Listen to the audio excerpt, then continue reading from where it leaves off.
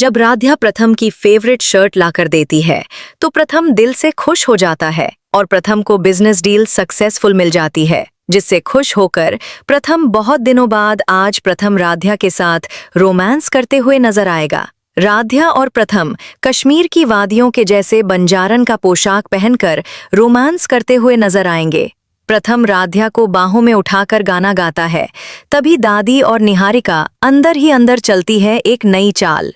लेकिन फिर भी राध्या निहारिका की उस मिलाई हुई दवा को पकड़ लेती है और जाकर प्रथम से बताती है कि प्रथम सर, आपको गुस्सा उस दिन इसलिए आ रहा था क्योंकि आपकी दवा बदली गई थी और आपकी फेवरेट शर्ट भी उस दिन इसलिए गायब थी क्योंकि आपकी फेवरेट शर्ट को भी उस दिन किसी ने डस्टबिन में फेंका था और वो कोई और नहीं बल्कि निहारिका है। फिर प्रथम पूछता है कि तुम्हें कैसे पता?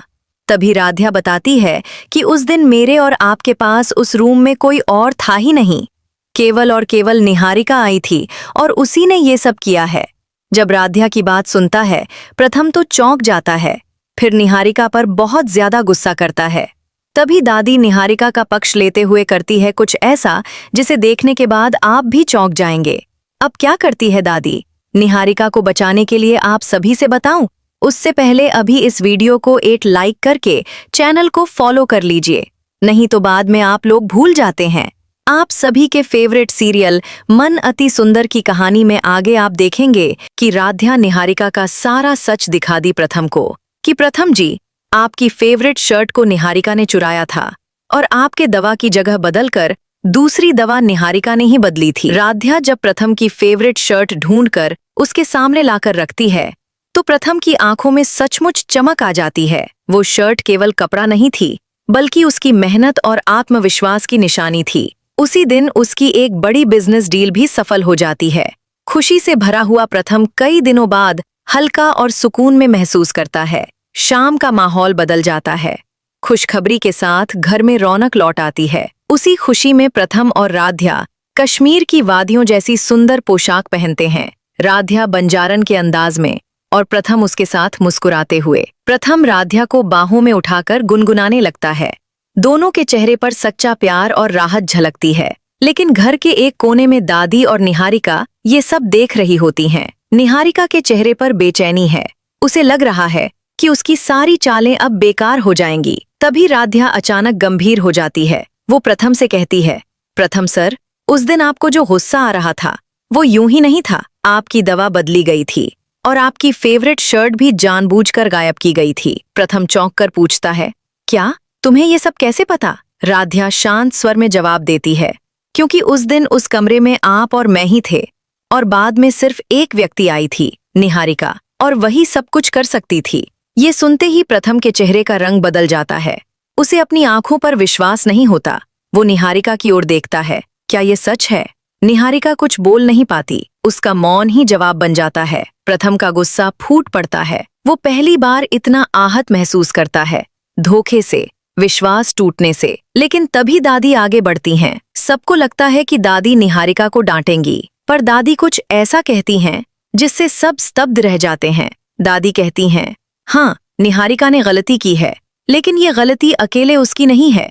तुम सबने उसे हमेशा पराया महसूस कराया। जब कोई इंसान खुद को अकेला समझने लगता है तो वो गलत रास्ता चुन लेता है। कमरे में सन्नाटा छा जाता है। दादी आगे कहती हैं, सजा देना आसान है लेकिन किसी को सुधारना मुश्किल। आज फैसला गुस्से में मत लेना। प्रथम का गुस्सा धीरे धीरे शांत होने लगता है। राध्या भी दादी की बात समझती है। निहारिका की आंखों से आंसू बहने लगते हैं। पहली बार उसे अपनी गलती का एहसास होता है।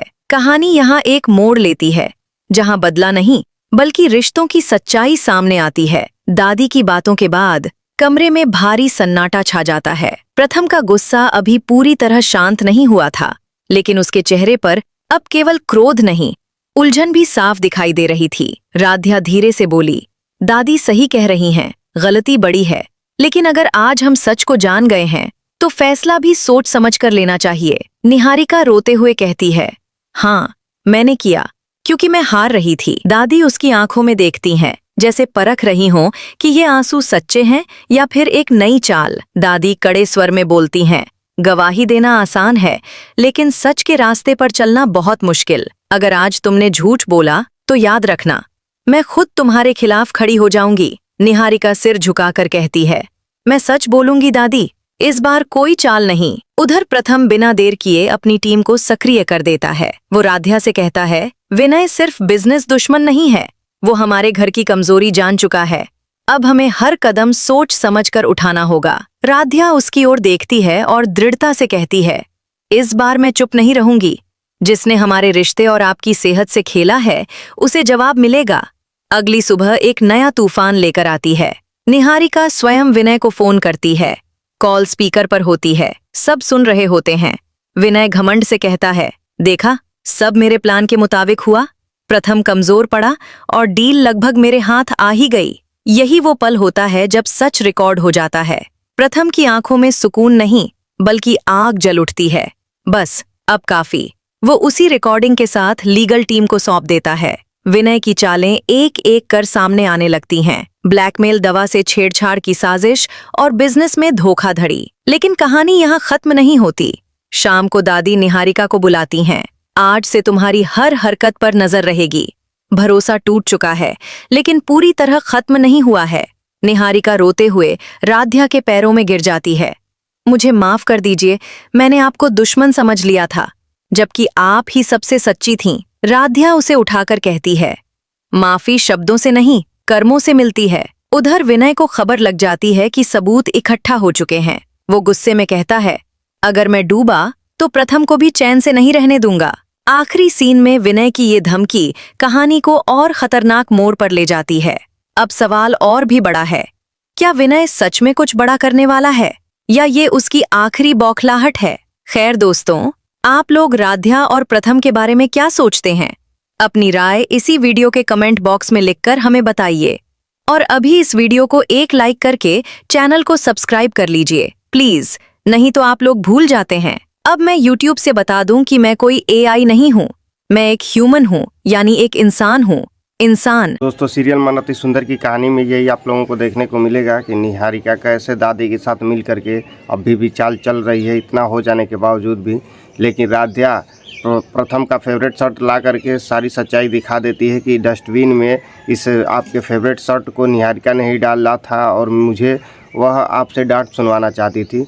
उस दिन भी प्रथम जी, जिस दिन आप मेरे पे गुस्सा कर रहे थे इस फेवरेट शर्ट के लिए, उस दिन आपको दवा मैं जो दी थी उसको भी निहारिका ने ही बदला है। यही सब सारी सच्चाई बताती है निहारिका प्रथम से। और जब यह बात प्रथम सुनता है तो उसका दिमाग ही चकरा जाता है कि आखिर निहारिका इस मित्तल परिवार में रह रही है और दादी के नज़रों के सामने वो हम लोगों की भलाई कर रही है, लेकिन ऐसे कैसे कर सकती है निहारिका। फिर यही सब सोच करके प्रथम बहुत ज़्यादा गुस्सा करने लगता है निहारिका के ऊपर और वो ऐसे कसम खाने लगता है कि मतलब अब मुझे इस मित्तल परिवार से निहारिका को भगा ही देना चाहिए। यही सब सोचता है प्रथम। लेकिन अब देखिए कि निहारिका अपने मकसद में कामयाब हो पाती है या नहीं, या फिर दादी ही सबको मैनेज करके चलती है। वो तो हमेशा वो निहारिका को ही जिताना चाहती है, लेकिन इस बार भी राध्या ही जीतने वाली है।